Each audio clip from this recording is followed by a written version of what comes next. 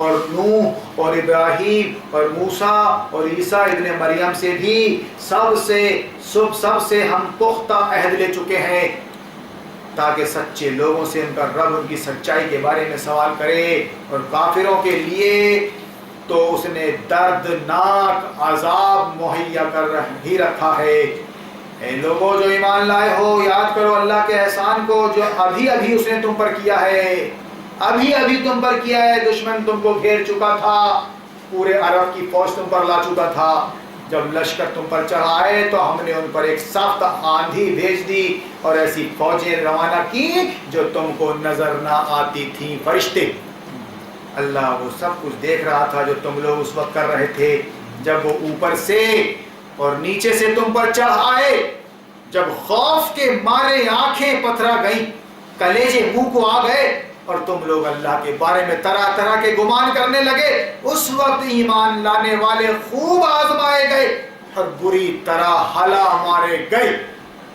یاد کرو وقت جب منافقین اور وہ سب لوگ جن کے دلوں میں روب تھا، نفاق، صاف صاف کہہ رہے تھے کہ اللہ اور اس کے رسول نے جو وعدے ہم سے کیے تھے وہ فریب کے سوا کچھ نہ تھے، جب ان میں سے ایک گروہ نے کہا کہ اے یثرب کے لوگوں، تمہارے لیے اب ٹھہرنے کا کوئی موقع نہیں ہے، پلٹ چلو، پلٹ چلو، یعنی اپنے بال بچوں کی حفاظت کرو، بنی قریظہ غدار ہو گئے ہیں، ایک کس مصیبت میں پھنسا دیا نبی نے، پلٹ چلو۔ جب ان کا ایک فریق یہ کہہ کر نبی سے رخصت طلب کر رہا تھا کہ ہمارے گھر خطرے میں ہے، حالانکہ وہ خطرے میں نہ تھے، ہم جانتے، دراصل وہ محاذ جنگ سے بھاگنا چاہتے تھے۔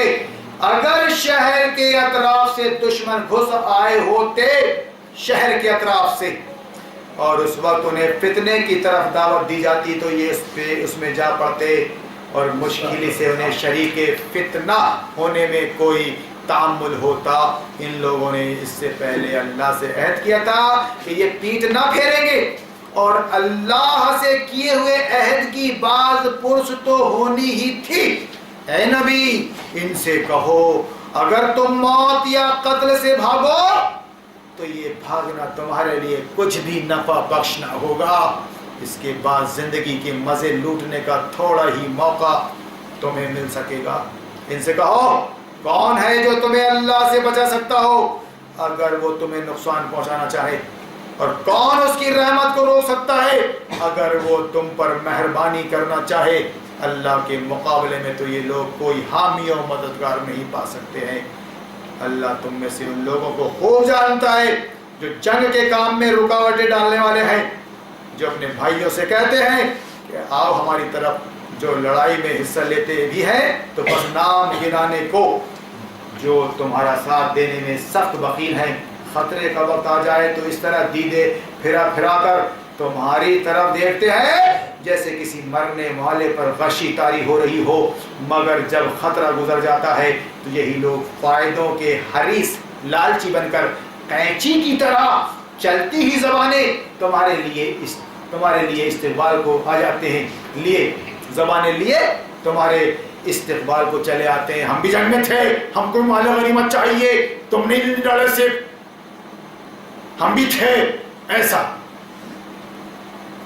یہ لوگ ہرگز ایمان نہیں لائے، اللہ کا بیان، اسی لیے اللہ نے ان کے سارے اعمال ضائع کر دیا، اور ایسا کرنا اللہ کے لیے بہت آسان ہے، بہت آسان ہے۔ سمجھ رہے ہیں کہ حملہ آور گروہ ابھی گئے نہیں ہیں، اور اگر وہ پھر حملہ آور ہو جائیں تو ان کا جی چاہتا ہے کہ اس موقع پر یہ کہیں صحرا میں بدوؤں کے درمیان جا بیٹھے، بھاگ جائیں چھوڑ کے گیا، اور وہیں سے تمہارے حالات پوچھتے رہیں، وہیں سے تمہارے حالات پوچھتے رہے۔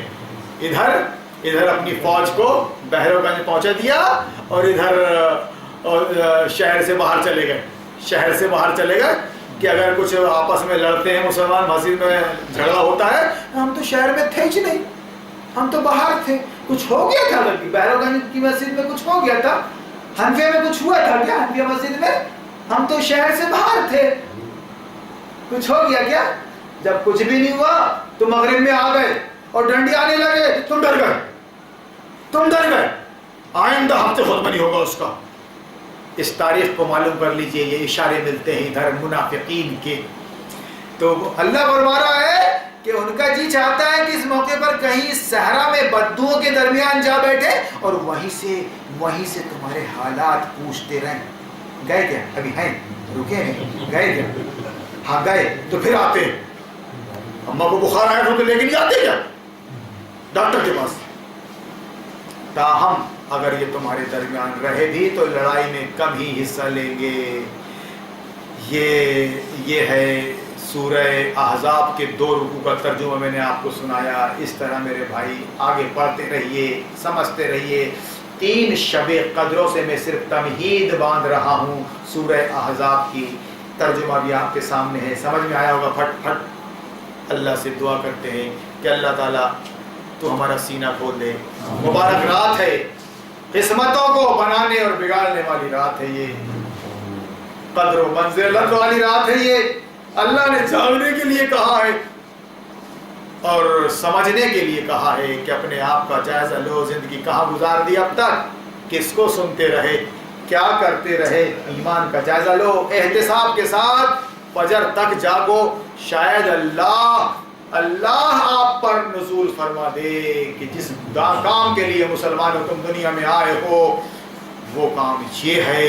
کفار و مشرکین کا، ان کی حکومت کا انکار کرو اور اللہ کی حکومت اور اللہ کی شریعت کو دل پہ نافذ کرو پہلے، اور باہر کے میدان میں پھر منواؤ اس کو. یہ کام ہے کرنے کا. نماز، روزہ، زکوٰۃ یہ تو ثانوی حیثیت رکھتا ہے، ثانوی سیکنڈری حیثیت رکھتا ہے. مین چیز ہے شہادت ان لا الہ الا اللہ.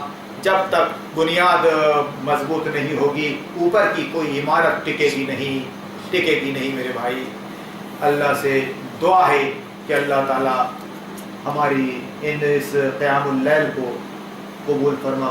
آمین. بارک اللہ لنا ولکم فی القرآن العظیم ونفعنا وإياكم بالآيات والذكر الحكيم إنه تعالى جواد كريم ملك والرؤوف الرحيم والرب حليم.